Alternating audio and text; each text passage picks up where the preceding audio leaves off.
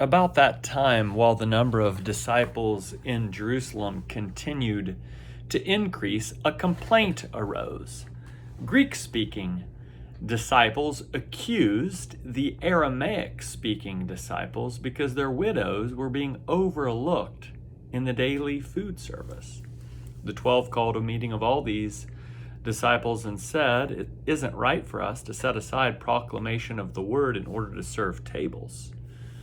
Therefore, brothers and sisters, carefully choose 7 well-respected men from among you. They must be well-respected and endowed by the Spirit with exceptional wisdom. We will put them in charge of this concern. As for us, we will devote ourselves to prayer and the service of proclaiming the word."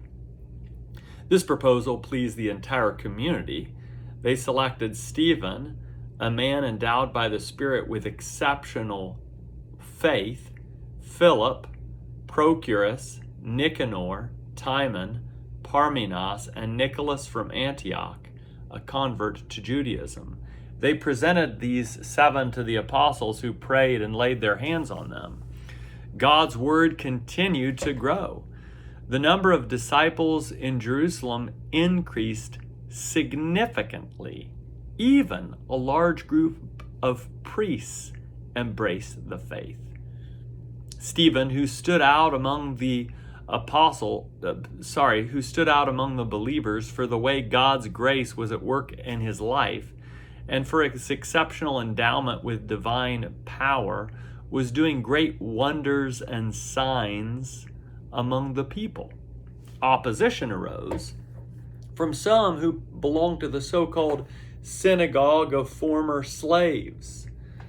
Members from Cyrene, Alexandria, Cilicia, and Asia entered into debate with Stephen.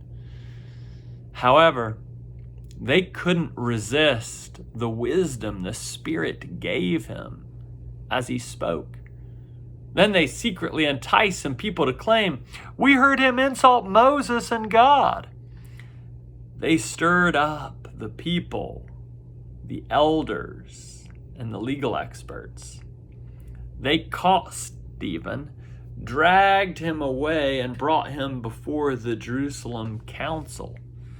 Before the council, they presented false witnesses who testified, "This man never stopped speaking against this holy place and the law. In fact, we heard him say that this man, Jesus of Nazareth, will destroy this place and alter the customary practices Moses gave us." Everyone seated in the council stared at Stephen, and they saw that his face was radiant, just like an angel's.